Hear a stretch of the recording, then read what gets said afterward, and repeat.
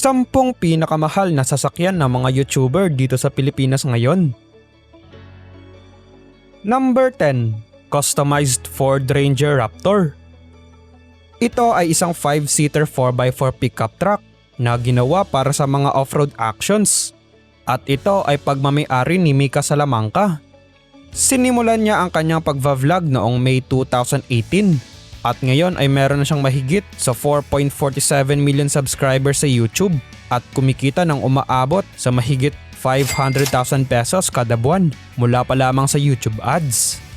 Ang Ford Ranger Raptor ay mayroong napakaangas na disenyo dahilan upang maging best-selling 4x4 pickup truck ito dito sa Pilipinas.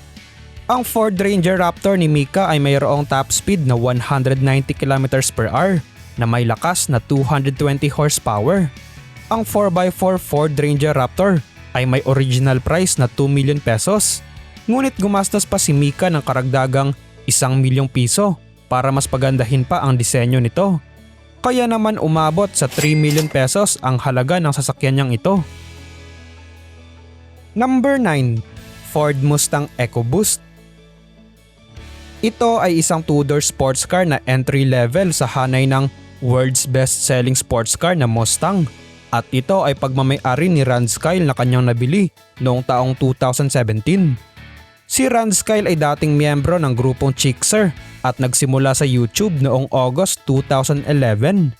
Siya ay meron ng 14.9 million subscribers sa YouTube ngayon at siya naman ay kumikita ng mahigit sa 1 million pesos kada buwan mula pa lamang sa YouTube ads. Ang kanyang Ford Mustang EcoBoost ay may lakas na 330 horsepower at kayang tumakbo sa bilis na 250 km/h. Nabili niya naman ang kanyang Ford Mustang EcoBoost sa halagang 3 million pesos. Number 8. Jeep Wrangler Unlimited Sport.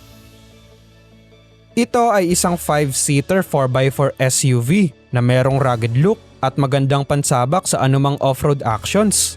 Ito ay pagmamay-ari ng couple na Jamil.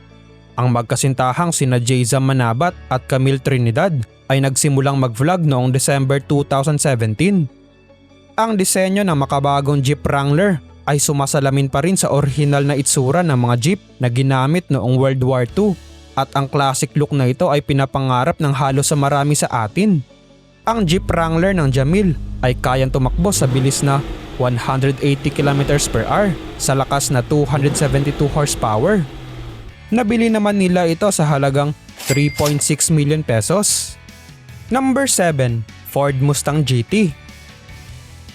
Ito ay isang American muscle car na ginawa taong 1964 at nakabenta na ng mahigit sa 10 million units nito sa buong mundo.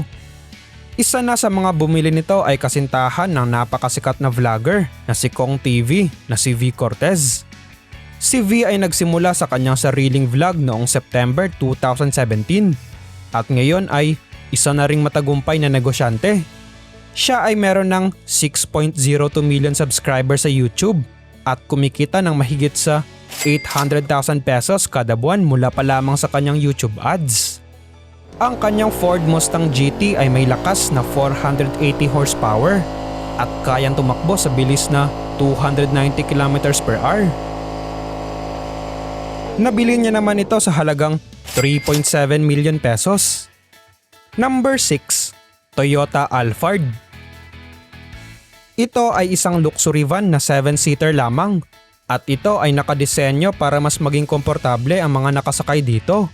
Ito naman ay pagmamay-ari ni Zainab Harake na kanyang binili para sa kanyang buong pamilya. Si Zainab ay nagsimula sa kanyang pagva-vlog noong July 2019 at nakatulong sa kanyang mabilis na pagsikat ang kanyang dating kasintahan na singer na si Skustakli. Siya ay mayroon ng 12.8 million subscribers sa YouTube at kumikita ng aabot sa mahigit 1.5 million pesos kada buwan mula pa lamang sa kanyang YouTube ads. Ang Toyota Alphard ni Zainab ay mayroong lakas na 292 horsepower at kayang tumakbo sa bilis na 180 km/h. Nabili niya naman ang kanyang Toyota Alphard sa halagang 4 million pesos. Number 5. Chevrolet Camaro.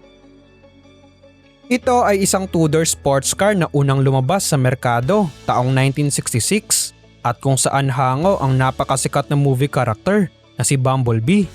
Ito ay ang dream car ng isang vlogger na si Mac Jeremy Barrera na kabilang sa grupong Brusco Brothers. Siya ay nagsimula sa pagva-vlog noong September 2017 at ngayon ay meron na siyang 1.69 million subscribers sa YouTube at kumikita ng aabot sa mahigit 400,000 pesos kada buwan mula pa lamang sa kanyang YouTube ads. Ang kanyang Chevrolet Camaro ay may lakas na 455 horsepower at may top speed na 320 km/h. Nabili niya naman ito sa halagang 4.5 million pesos. Number 4. Audi Q5. Ito ay isang 5-seater luxury compact SUV na merong napaka-eleganteng disenyo at ito ay pagmamay-ari ni Riva Kennery. Si Riva na naging parte rin ng girl group sa ABS-CBN na Girl Trends ay nagsimula sa kanyang YouTube channel noong April 2013.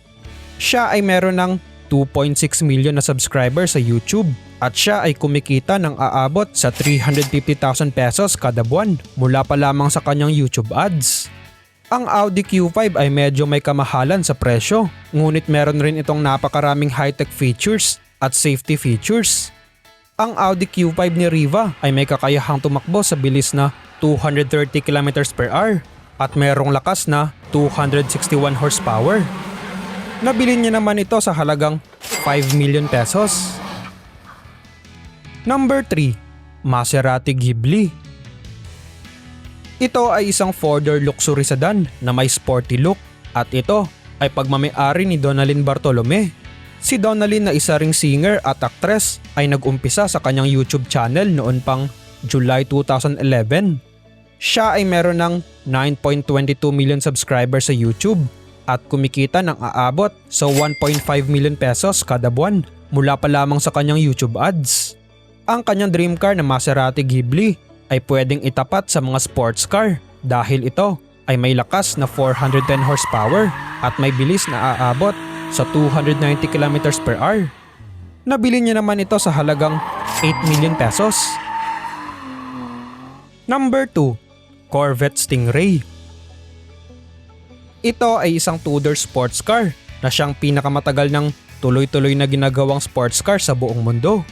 Ito naman ay pagmamay-ari ni Setsuna Ignacio o mas kilala sa kanyang YouTube channel na Ako Si Doggy.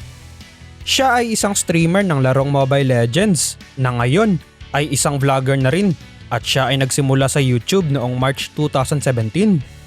Siya ay mayroon ng 6.36 million subscribers sa YouTube at kumikita ng aabot sa 1.2 million pesos kada buwan mula pa lamang sa kanyang YouTube ads. Ang kanyang Corvette Stingray ay may lakas na 455 horsepower at may top speed na aabot sa 320 km/h. Nabili niya naman ito sa halagang 8.5 million pesos. Number 1. Lincoln Navigator. Ito ay isang full-size luxury SUV na bihira mo lamang makikita sa Pilipinas at ito ay pagmamay-ari ni Lincoln Velasquez o mas kilala bilang Kong TV dahil sa kanyang YouTube channel.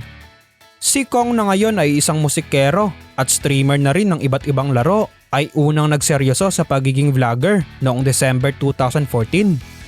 Siya ngayon ay meron ng 10.4 million na subscribers sa YouTube at kumikita ng mahigit sa 2.2 million pesos kada buwan mula pa lamang sa kanyang YouTube ads. Ang kanyang 8-seater na Lincoln Navigator ay kayang tumakbo sa bilis na 250 km/h at may lakas na 440 horsepower. Nabili niya naman ito sa halagang 9.2 million pesos. At heto ang listahan ng mga pinakamahal na sasakyan ng mga YouTuber sa Pilipinas ngayon. Ano naman ang masasabi mo patungkol dito? Nanaisin mo rin bang magkaroon ng mga sasakyang nabanggit sa ating video? Mag-comment lamang sa ibaba, paki-like na rin ang video at huwag kalimutang mag-subscribe sa channel. Maraming salamat po sa panonood.